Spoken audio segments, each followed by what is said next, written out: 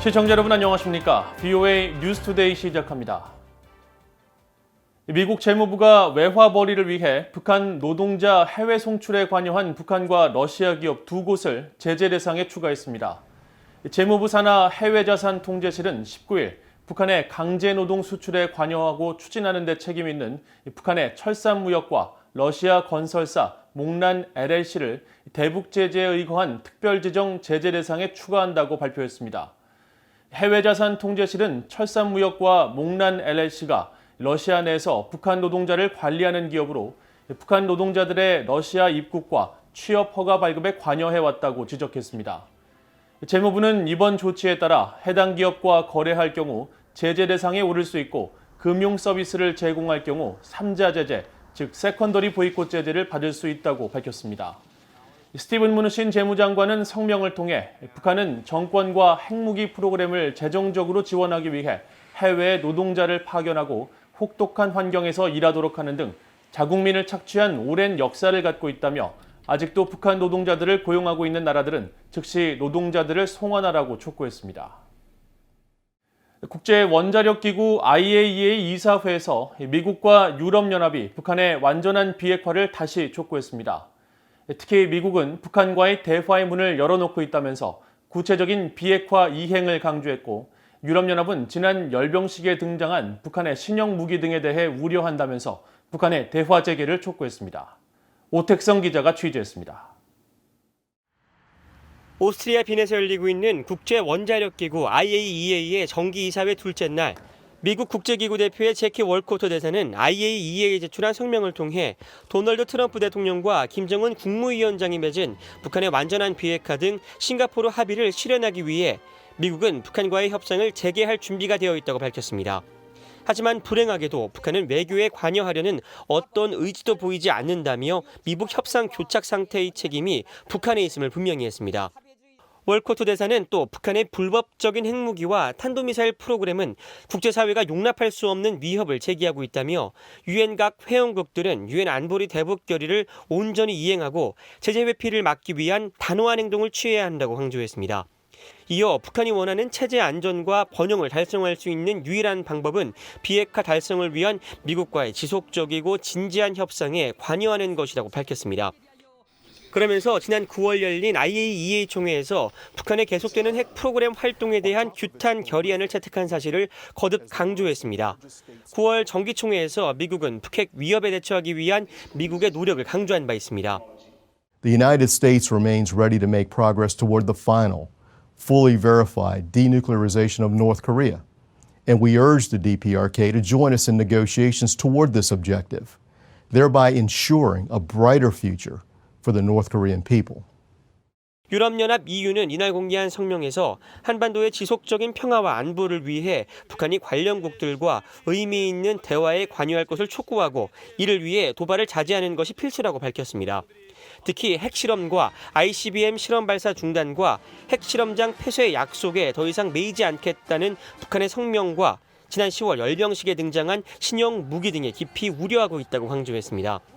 그러면서 핵무기 실험 중단과 모든 종류의 탄도미사일 발사의 완전한 유예를 이어갈 것과 핵 확산 금지 조약 NPT와 국제원자력기구 IAEA의 포괄적 합의 복귀, 포괄적 핵실험 금지 조약 CTBC 서명 비준 등 3가지 항목에 대한 이행을 촉구했습니다. 유럽연합은 또 모든 나라들이 국제의 의무를 준수하고 핵과 탄도미사일 기술을 비롯해 다른 금지 물품과 서비스 등과 연관된 대북 무역을 중단하는 등 대북 제재를 이행할 것을 강조했습니다.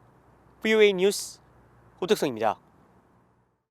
북한 당국이 운영하고 있는 이른바 정치범 수용소의 문제점이 국제사회에서 지속적으로 지적되고 있는 가운데 정치범 수용소가 계속해서 변화하고 있다고 국제 앰네스티의 데이비드 호크 전 미국 지부장이 밝혔습니다. 북한 정권은 이 정치범 수용소를 체제 유지를 위한 필수적인 요소로 활용하고 있기 때문이라는 지적입니다. 김영교 기자가 보도합니다. 미국 워싱턴의 대북 인권단체 미국 북한인권위원회가 19일 개최한 인터넷 화상 간담회에서 데이비드 호크 전 국제 앰네스티 미국 지부장은 북한의 정치범 수용소는 끊임없이 변하고 있다고 말했습니다. 국가보위성과 인민보안성에 의해서 운영되는 수용소의 역할은 체제에 충성하지 않은 혐의를 받는 북한 주민들을 벌하고 사회에서 제거하기 위한 것으로 체제 유지를 위해 계속 변화된 상황을 적용하고 있다는 겁니다. It's always evolving because the prison camp system is an integral part of the socioeconomic political system of North Korea. So it's a constantly evolving political organism. 북한의 강제 수용소에 대해서 상세히 밝힌 저서, 숨겨진 정치범 수용소의 저자인 호크 전 지부장은 그러면서 북한의 수용소 운영은 북한 내 광산과도 관련이 있다고 밝혔습니다. Some of the prison camps are built around particular mines, and the prisoners do forced labor in mining, and that particular mine is exhausted, so it's no longer makes an economic sense to have all this forced labor in that particular mine. 또 일부 수용소는 재소자들을 목재나 동물농장, 경공업을 위한 강제 노역에 동원시킨다면서 수용자 수가 줄어들 경우 수용소 통합 등의 방법도 쓰고 있다고 설명했습니다. 호크 전 지부장은 그러면서 수용소의 기본적인 역할은 한국전쟁 이후 1950년대와 60년대에 걸쳐 세워진 방침과 같다며 가혹한 체벌과 제거 등을 알고 있는 북한 주민들은 항상 수용소에 끌려갈 수 있다는 두려움 속에 생활하고 있다고 설명했습니다.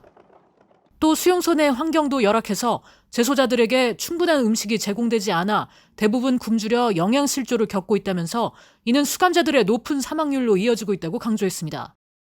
호크 전 지부장은 또 수용소 내 성범죄가 널리 퍼져 있다면서 교도관들의 여성 재소자 성폭행 등이 만연해 있다고 지적했습니다. 이와 관련해 앞서 미국 국무부는 올해 2020 인신매매 보고서를 통해 북한 정부의 심각한 인권 침해가 자행되고 있다면서 북한 수용소 등에서의 강제 노역 등을 북한 정권의 정치적 압박과 재원 마련 수단으로 지적하며 이를 인신매매 범주에 포함시켰습니다. 보고서는 또 북한의 정치범 수용소에 약 8만에서 12만 명이 수용된 것으로 추산하며 정당한 사법적 절차 없이 수용된 경우가 상당수라고 지적했습니다. VOA 뉴스 김현경입니다. 유엔 아동기금 유니세프가 북한 내 취약계층을 위한 내년도 인도적 지원 사업에 2,270만 달러가 필요하다고 밝혔습니다. 유니세프는 지난 17일 발표한 2021년 대북 활동계획 보고서를 통해 이같이 밝히면서 신종 코로나 바이러스 대유행은 북한 내 모든 부분에 영향을 미쳤고 신뢰할 수 있는 통계는 없지만 북한 내 인도적 상황은 코로나 이전보다 악화됐을 가능성이 높다고 지적했습니다. 유니세프는 또 이 같은 예산으로 내년에 북한 내 5세 미만 어린이 160만 명을 위한 건강과 영양 문제를 해결하고 주민 20만 명을 위한 식수와 위생 사업을 우선순위로 둘 것이라고 말했습니다.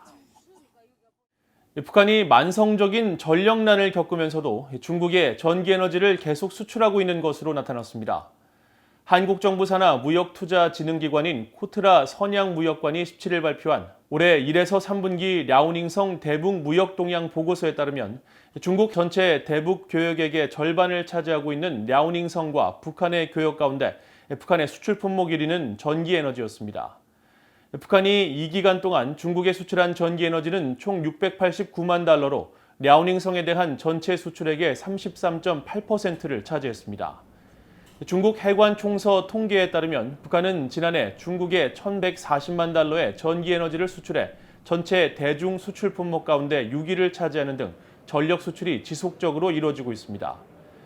북중무역에 정통한 복수의 소식통은 19일 VOA에 북한 전력 공급성이 노후화된 발전 설비 부품 조달 등을 위한 자체 경비 조달을 위해 전기에너지 외화 벌이를 하고 있다며 북한 당국의 경제정책 실패로 주민들만 전력난에 시달리고 있다고 지적했습니다. 이상으로 VOA 뉴스투데이를 마칩니다. 시청해주신 여러분 고맙습니다.